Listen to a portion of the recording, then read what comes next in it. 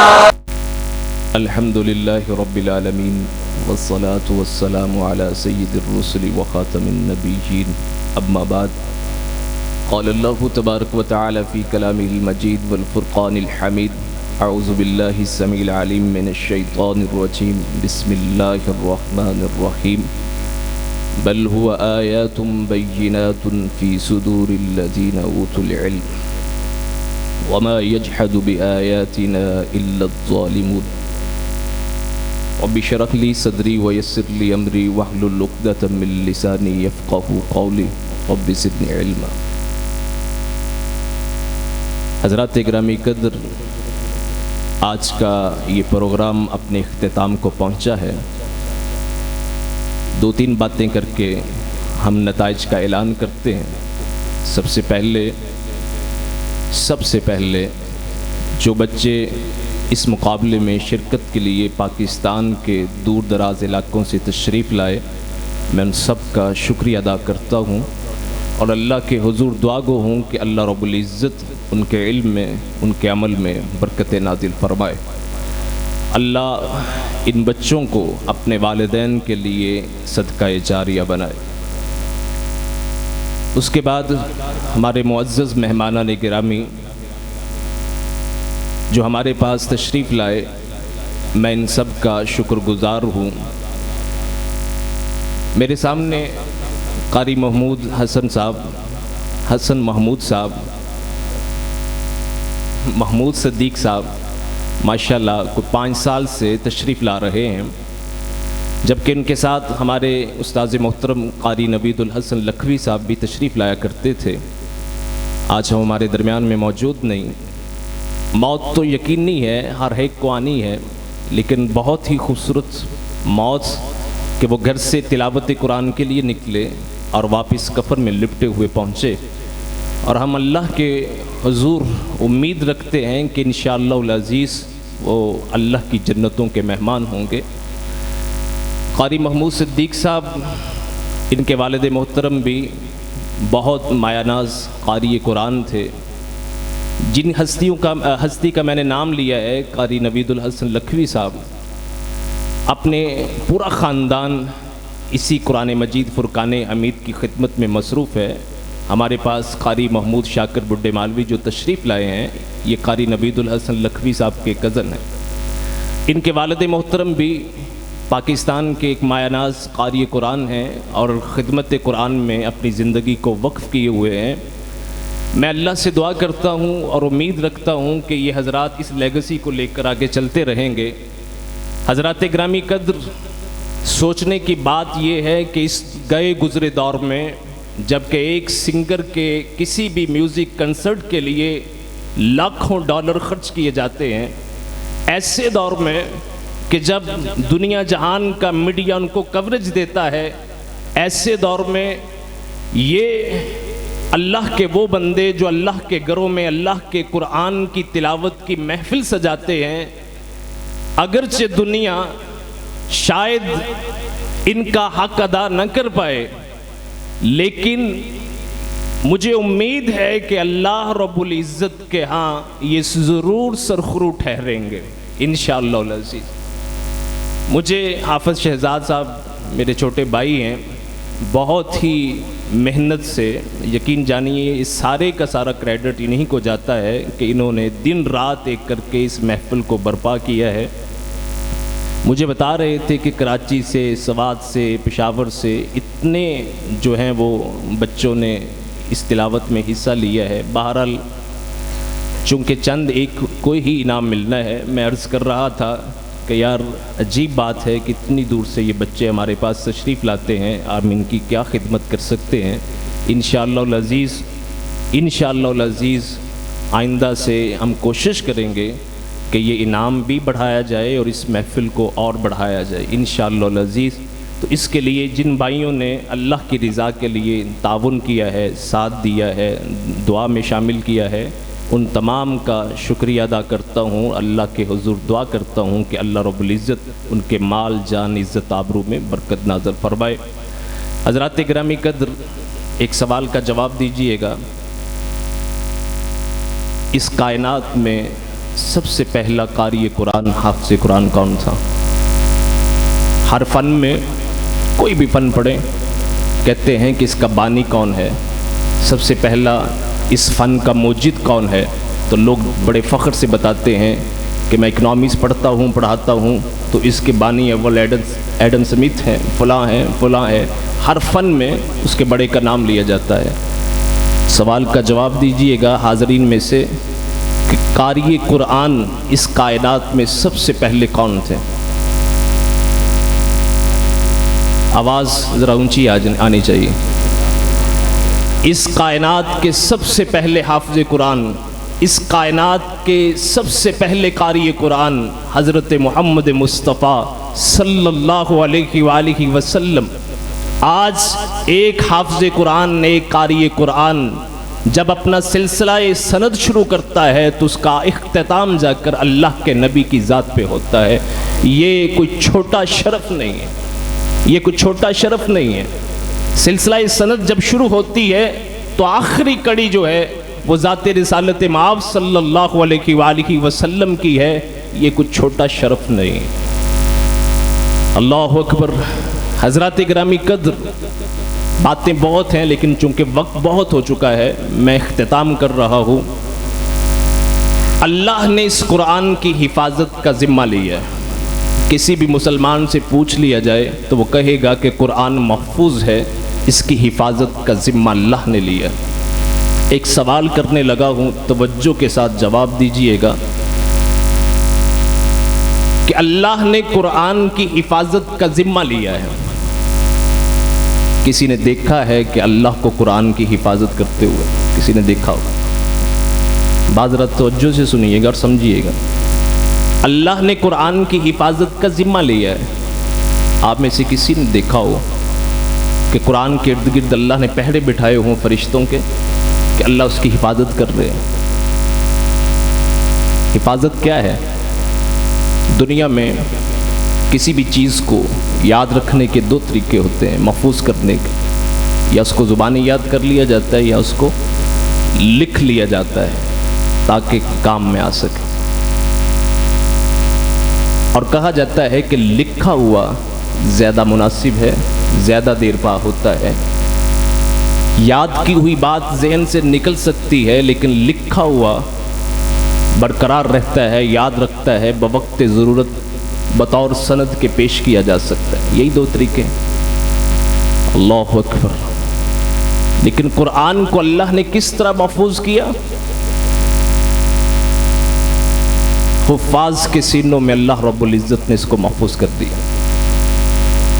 آج پوری دنیا سے یہ ہارٹ میں جو قرآن مجید ہے موجود ہے، یا ہمارے موبائلوں میں سافٹ کی شکل میں موجود ہے، فرض کر لیں پوری دنیا سے یہ قرآن ختم کر دیا جائے، فرض کر لیں، لیکن قرآن تب بھی ختم نہیں ہوگا کہ اللہ نے اس کو حفاظ کے سینوں میں محفوظ کر دیا، یہ ختم نہیں ہوگا۔ بل هو آیات بینات فی صدور الذین اوتوا العلم، یہ وہ واضح آیات ہیں، یہ روشن آیات ہیں جو صاحبان علم کے سینوں میں اللہ نے محفوظ کر دی۔ اس سے بڑا شرف اور کیا ہے کہ آج کے گئے گزرے دور میں، دنیا کی طلب میں، دنیا کے حصول میں ہر شخص بھاگم بھاگ ہے، بھاگ رہا ہے۔ ایسے دور میں یہ وہ لوگ ہیں جو اس قرآن کی خدمت میں اپنے آپ کو وقف کیے ہوئے ہیں۔ یہ آج ہماری مساجد اگر آباد ہیں، آج اگر نماز کے اندر کوئی اچھی تلاوت کرنے والا موجود ہے تو انہی حفاظ کی وجہ سے ہے۔ حضرات گرامی قدر، پچھلے دنوں عیسائیوں کے ساتھ ایک مناظرہ تھا، پاکستان کا ایک بہت بڑا عیسائی مناظر شفیق کنول، اس کے مناظرے میں اٹینڈ کر چکا ہوں۔ اس کے ساتھ ہمارے 3 مسلمان مناظر جن کا لاہور سے تعلق ہے، ان کا مناظرہ تھا قرآن پہ، بائبل پہ، انجیل پہ، اس حوالے سے اشک کر اٹھیے گا۔ یہ جو بات میں کرنے لگا ہوں، بڑی باتیں ہوئی، آخر میں ہمارے مسلمان مناظر جو تھے وہ کہتے ہیں کہ قرآن مجید فرقان حمید کے کسی بھی پارے سے، کسی بھی آیت سے آپ پڑھیے گا، جہاں تک کہیں گے ہم سنائیں گے بھی، اس کو لکھیں گے بھی، لکھ کر بھی دیں گے، سنا کر بھی دیں گے۔ جبکہ اس کے مقابلے میں ہم بائبل کے کسی چیپٹر کا، کسی ورسز کا بتاتے ہیں، اگر آپ میں ہمت ہے تو اس سے آگے لکھ کر اور سنا کر بتائیے گا۔ خدا کی قسم، عیسائیوں کا سب سے بڑا پادری اپنا سر شرم سے جھکا لیتا ہے، خاموش ہو جاتا ہے، اس کی زبان سے کوئی اور بات نہیں نکلتی۔ کسی کتاب کو سینے میں محفوظ کرنے والے اس وقت دنیا میں موجود نہیں ہیں۔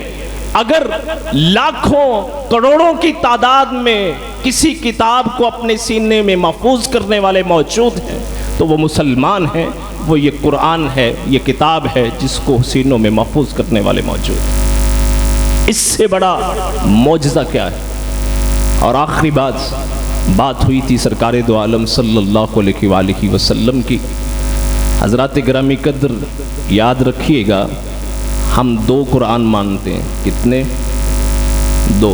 ذرا دہرائیے گا، پریشان نہیں ہو۔ کتنے قرآن مانتے ہیں؟ 2 قرآن، ایک یہ اور دوسرا قرآن ہے ذات رسالت مآب صلی اللہ علیہ وآلہ وسلم۔ کیوں؟ اللہ اکبر۔ یہ قرآن جتنا بھی پڑھا گیا ہے، یاد رکھیے گا کہ میرے نبی پاک صلی اللہ علیہ وآلہ وسلم کی سیرت بیان ہوئی۔ کیا ہوئی ہے؟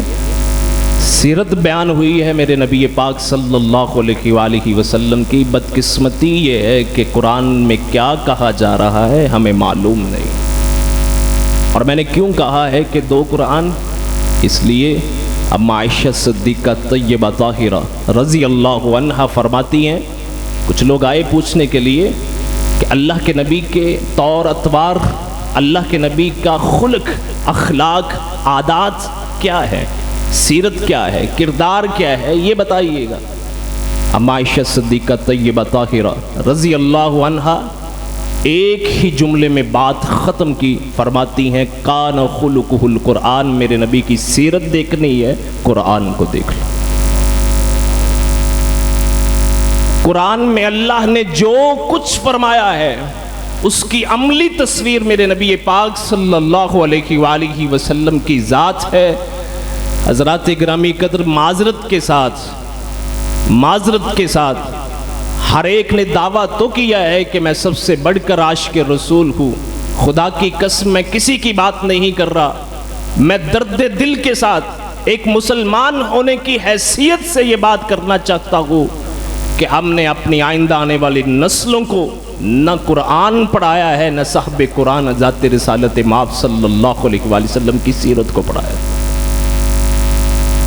ہماری آندہ آنے والی نسل نہ قرآن ٹھیک سے پڑھ رہی ہے، اور نہ ہی ہم گھر والوں کو کسی قسم کی کوئی فکر ہے کہ میرا بیٹا صحیح قرآن پڑھ سکتا ہے یا نہیں، میری بیٹی صحیح قرآن پڑھ سکتی ہے یا نہیں، اور میری بیٹا میری بیٹی ذات رسالت مآب صلی اللہ علیہ وآلہ وسلم کہ جن کے متعلق ہم امید لگا کر بیٹھے ہیں قیامت کے دن ہماری شفاعت کریں گے، قیامت کے دن حوض کوثر کا جام ان کے ہاتھوں پئیں گے، ان کی ذات کو کتنا پڑھا ہے، کتنا جانا ہے۔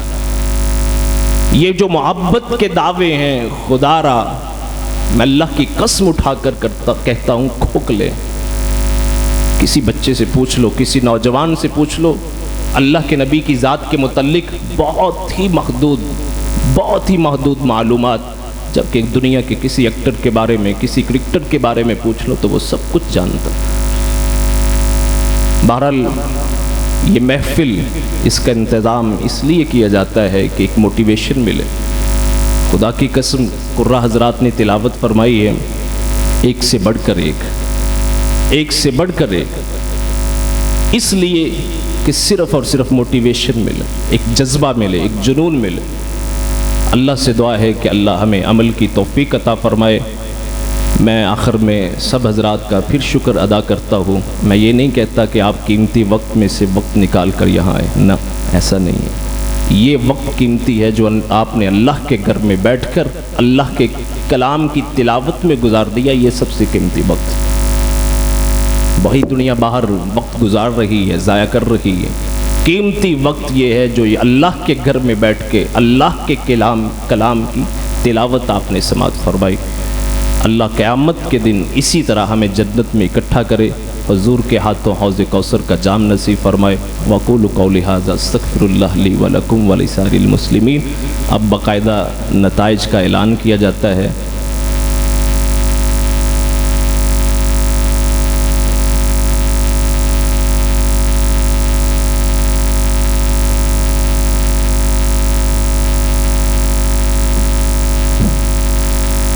السلام علیکم۔ قاری عبدالرزاق ثانی صاحب سے گزارش ہے کہ وہ بیماروں کے لیے اور فوت شدگان کے لیے دعا کریں، اللہ تعالیٰ آسان فرمائے۔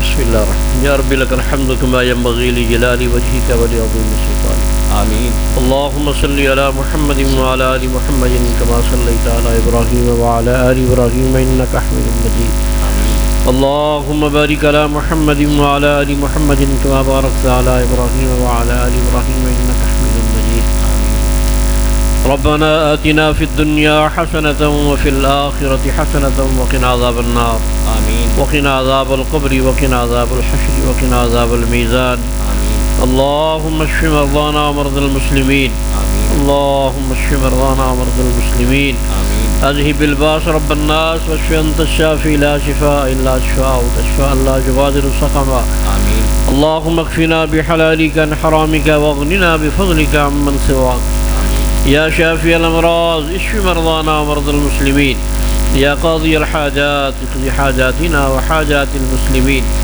يا ارحم الراحمين ارحم على حالنا ولا تنظر الى سوء اعمالنا، ربنا اغفر لنا ذنوبنا واسرافنا في امرنا وثبت قدامنا وانصرنا على القوم الكافرين، ربنا هب لنا من ازواجنا وذرياتنا قرة اعين واجعلنا للمتقين اماما، اللهم اسق عبادك وبهائمك وانشر رحمتك واحيي بلدك الميت، اللهم اسق عبادك وبهائمك وانشر رحمتك واحيي بلدك الميت، اللهم اسقنا غيثا مغيثا مريئا مريئا نافعا غير ضار عاجلا غير عاجل، ربنا لا تؤاخذنا إن نسينا أو أخطأنا، ربنا ولا تحمل علينا إصرا كما حملته على الذين من قبلنا، ربنا ولا تحملنا ما لا طاقة لنا به، واعف عنا واغفر لنا وارحمنا أنت مولانا فانصرنا على القوم الكافرين، ربنا تقبل منا إنك أنت السميع العليم وتب علينا إنك أنت التواب الرحيم وصلى الله تعالى على خير خلقه محمد وآله وصحبه أجمعين برحمتك يا أرحم والضحى